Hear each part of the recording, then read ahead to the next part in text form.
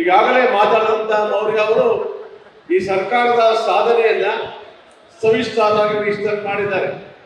ಹಿಂದೆ ಆಳದಂತ ಈ ರಾಜ್ಯವನ್ನು ಆಳದಂತ ದೇಶವನ್ನು ಆಳಿದ್ರು ಕೂಡ ಮಣ್ಣಿನ ಮಕ್ಕಳು ಮಣ್ಣಿನ ಮೊಮ್ಮಕ್ಕಳಾದ್ರೂ ಕೂಡ ಯಾವುದೇ ನೀರಾವರಿ ಯೋಜನೆಯನ್ನ ಮಾಡಲಿಕ್ಕೆ ಪ್ರಾಮಾಣಿಕ ಪ್ರಯತ್ನ ಮಾಡಿಲ್ಲ.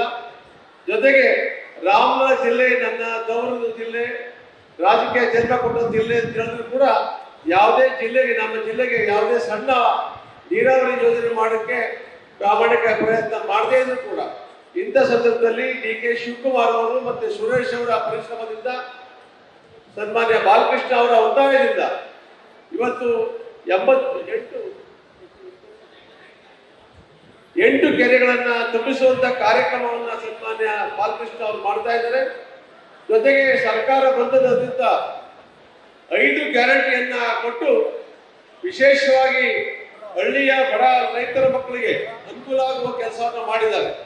ನಿಮ್ಗೆಲ್ಲ ಗೊತ್ತಿದೆ, ನಾವು ನೀವೆಲ್ಲ ನೋಡಿದ್ದೀವಿ. 5 ಎಕರೆ 10 ಎಕರೆ ಜಮೀನು ಇದ್ರೂ ಕೂಡ ನಾವ್ಯಾರು ಕೂಡ 2,000 ರೂಪಾಯಿ ಸಂಪಾದನೆ ಮಾಡಲಿಕ್ಕೆ ಬಹಳ ಕಷ್ಟಪಡುವಂತ ವಾತಾವರಣ ನೋಡ್ತಾ ಇದ್ದೀವಿ.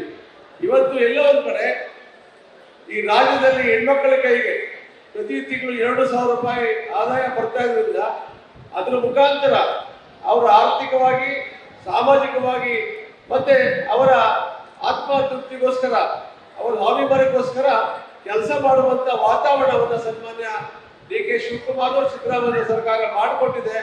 ಅದರಿಂದ ನಮ್ಮೆಲ್ಲ ತಾಯಂದಿರು ಗೌರವವಾಗಿ ಜೀವನ ಮಾಡಲಿಕ್ಕೆ ಅನುಕೂಲ ಆಗುವಂತ ವಾತಾವರಣ ಸೃಷ್ಟಿಯಾಗಿದೆ.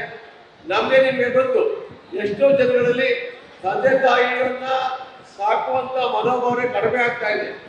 ಅಂತ ಸಂದರ್ಭದಲ್ಲಿ ಸರ್ಕಾರ 2,000 ಕೊಡ್ತಾ ಇದ್ರಿಂದ ಅವರ ಆರೋಗ್ಯ ಸುಧಾರಣೆ ಮಾಡಿಕೊಳ್ಳಿಕ್ಕೆ ಅವರನ್ನ BP ಶುಗರ್ ಈ ಕಾಲದಲ್ಲಿ ಜಾಸ್ತಿ ಆಗಿರೋದ್ರಿಂದ ಅವರ ಆರೋಗ್ಯ ಸುಧಾರಣೆ ಮಾಡಿಕೊಳ್ಳಲು ಕೂಡ 2,000 ರೂಪಾಯಿ ಅನುಕೂಲ ಆಗುವ ವಾತಾವರಣ ಸೃಷ್ಟಿ ಆಗ್ತಾ ಇದೆ. ಇವರ ಆರೋಗ್ಯ ಸುಧಾರಣೆ ಮಾಡಿದ ನಂತರ 5 ವರ್ಷ 10 ವರ್ಷ ಹೆಚ್ಚಿಗೆ ಬದುಕುವಂತ ವಾತಾವರಣ ನಾವು ನೋಡ್ತಾ ಇದ್ದೀವಿ. ನಿಮ್ಗೆಲ್ಲ ಗೊತ್ತಿದೆ, ಎಲ್ಲ ಒಂದ್ ಕಡೆ 1,000 ರೂಪಾಯಿ ಮಾಡಬೇಕಾದ್ರೂ ಕೂಡ ಬಡ ರೈತರ ಮಕ್ಕಳುಗಳು 1,000 ರೂಪಾಯಿ ಬೇಕಾದ್ರೂ ಪಕ್ಕದಲ್ಲೆಲ್ಲ ಎಲ್ಲೋ ಸಾಲ ಕೈ ಹಾಕ್ಬೇಕಾಗಿತ್ತು. ಇವತ್ತು ಹೆಣ್ಮಕ್ಳಿಗೆ 2,000 ಬರ್ತಾದ್ರಿಂದ ಸಣ್ಣ ಪುಟ್ಟ ವ್ಯವಹಾರ ಮಾಡೋಕೆ ಅನುಕೂಲ ಆಗ್ತಾ ಇದೆ. ಅವರ ಆರ್ಥಿಕವಾಗಿ ಮತ್ತೆ ಒಂದು ಗೌರವಯುತವಾದ ಜೀವನ ಮಾಡಲಿಕ್ಕೆ ಈ 5 ಗ್ಯಾರಂಟಿ ಕೊಡಲಿ ಒಂದಾದಂತ ಗೃಹಲಕ್ಷ್ಮಿ ಯೋಜನೆ ಅನುಕೂಲ ಮಾಡ್ತಾ ವಾತಾವರಣ ನಾವು ನೋಡ್ತಾ ಇದ್ದೀವಿ. ನಮ್ಗೆ ನಿಮ್ಗೆಲ್ಲ ಗೊತ್ತು, ಎಲ್ಲಾದ್ರೂ ಹೆಣ್ಮಕ್ಳು ಹೋಗ್ಬೇಕಾದ್ರೆ ಗಂಡನ್ನು ಅಥವಾ ಮಕ್ಕಳನ್ನು ಆಶ್ರಯ ಮಾಡಬೇಕಾಗಿತ್ತು. ಇವತ್ತಿನ ಸಂದರ್ಭದಲ್ಲಿ ಯಾವುದೇ ಖರ್ಚಿದೆ ದೇವಸ್ಥಾನಗಳಿಗೆ ಅಥವಾ ಅವ್ರ ತಂದೆ ತಾಯಿಗಳು ನೋಡ್ಲಿಕ್ಕೆ ದೂರದವರುಗಳು ನೋಡ್ಲಿಕ್ಕೆ ಅನುಕೂಲ ಆಗುವಂತ ವಾತಾವರಣ ನೋಡ್ತಾ ಇದ್ದೀವಿ. ಅದರಿಂದ ಉಚಿತವಾಗಿ ಅಕ್ಕಿ ಕೊಡುವಂತ ಕಾರ್ಯಕ್ರಮ, 2,000 ರೂಪಾಯಿ ಗೃಹಲಕ್ಷ್ಮಿ ಕೊಡುವಂತ ಕಾರ್ಯಕ್ರಮ, ಜೊತೆಗೆ ಉಚಿತವಾಗಿ ಲೈಟ್ ವಿದ್ಯುತ್ ಶಕ್ತಿಯನ್ನು ಕೊಡುವ ಕಾರ್ಯಕ್ರಮ ಇವೆಲ್ಲ ಕೂಡ ರೈತರ ಮಕ್ಕಳಿಗೆ ಎಲ್ಲರಿಗೂ ಅನುಕೂಲವಾಗ ಆಗ್ಬೇಕಾದ್ರೆ ಆಗ್ತಾ ಇರೋ ಕಾರಣ ಏನು ಅಂತ ಹೇಳಿದ್ರೆ ಕಾಂಗ್ರೆಸ್ ಪಕ್ಷ ಅಂತ ಹೇಳಲಿಕ್ಕೆ ನಾನು ತುಂಬಾ ಹೆಮ್ಮೆಯಿಂದ ಹೇಳ್ಬೇಕಾಗ್ತದೆ.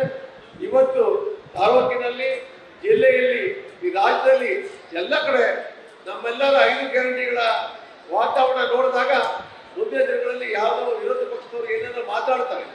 ಇವತ್ತು ಹಿಂದೆ ಇದ್ದಂತ ಸರ್ಕಾರಗಳು ಯಾವುದೇ ಕಾರಣಕ್ಕೂ ನೇರವಾಗಿ ಜನಗಳಿಗೆ ಅನುಕೂಲ ಆಗುವ ಕೆಲಸವನ್ನ ಮಾಡದೇ ಅಂದ್ರೂ ಕೂಡ ನಾವೆಲ್ಲ ಒಂದ್ ಕಡೆ 5 ಗ್ಯಾರಂಟಿಗಳು ಸರ್ಕಾರದ ಬಲವನ್ನು ಹೆಚ್ಚಿಸ್ತಾ ಇದೆ, ಕಾಂಗ್ರೆಸ್ ಪಕ್ಷವನ್ನ ಚೈತನ್ಯ ತುಂಬುತ್ತಾ ಇದೆ ಅಂತೇಳಿ ಅಸೂಯೆಯಿಂದ ಏನೇನೋ ಮಾತಾಡ್ತಾರೆ.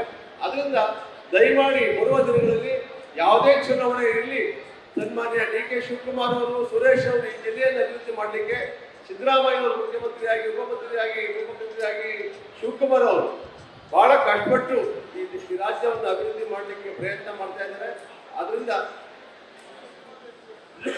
ಅದರಿಂದ ಬರುವ ದಿನಗಳಲ್ಲಿ ಕಾಂಗ್ರೆಸ್ ಪಕ್ಷವನ್ನ ಬಲಪಡಿಸುವ ಕೆಲಸವನ್ನ, ಜೊತೆಗೆ ಈ ರಾಜ್ಯದಲ್ಲಿ ವಿಶೇಷವಾದ ಸ್ಥಾನಮಾನವನ್ನ ಜಿಲ್ಲೆಗೆ ಸ್ಥಾನಮಾನ ಕೊಡುವಂತ ಪ್ರಯತ್ನ ಮಾಡಿದಂತ ಡಿ.ಕೆ. ಶಿವಕುಮಾರ್, ಸುರೇಶ್ ಅವರ ಕೈ ಬಲಪಡಿಸುವ ಜೊತೆಗೆ ಈ ಕ್ಷೇತ್ರದ ಜನಪ್ರಿಯ ಶಾಸಕರಾದಂತಹ ಸನ್ಮಾನ್ಯ ಬಾಲಕೃಷ್ಣ ಅವರ ಕೈ ಬಲಪಡಿಸುವ ಜೊತೆಗೆ ಮುಂದಿನ ದಿನಗಳಲ್ಲಿ ಕಾಂಗ್ರೆಸ್ ಪಕ್ಷವನ್ನು ಅಧಿಕಾರ ತರಲಿಕ್ಕೆ ಪ್ರಾಮಾಣಿಕ ಪ್ರಯತ್ನ ಮಾಡಬೇಕು ಅಂತ ಹೇಳಿ ತಮ್ಮಲ್ಲಿ ಪ್ರಾರ್ಥನೆ ಮಾಡಿ ನನ್ನ ಮಾತು ಮುಗಿಸುತ್ತೇನೆ. ನಮಸ್ಕಾರ.